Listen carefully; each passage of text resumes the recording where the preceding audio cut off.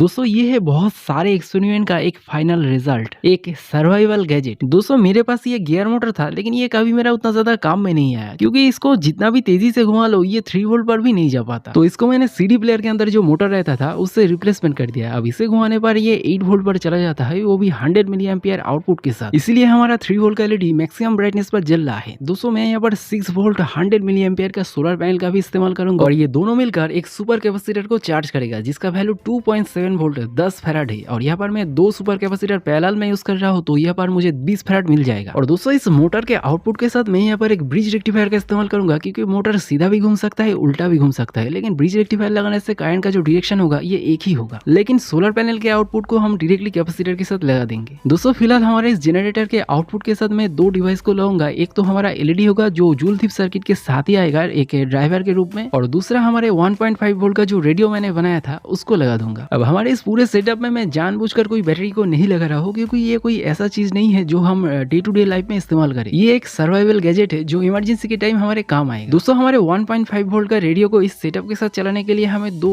1N4 diode को पहले series में लगाना होगा, और उस सेटअप को हमारे इस रेडियो के पावर सप्लाई के साथ सीरीज में लगा देना होगा। अब इससे हमारे रेडियो सर्किट का बायसिंग वोल्टेज ठीक रहेगा, तो ये ठीक से काम करेगा। और आप लोगों को तो पता ही है, हैंडमेड के हिसाब से हमारा ये वाला रेडियो का रिसेप्शन बहुत ही अच्छा है, जो चाइनीज स्टेशन भी पकड़ लेता है।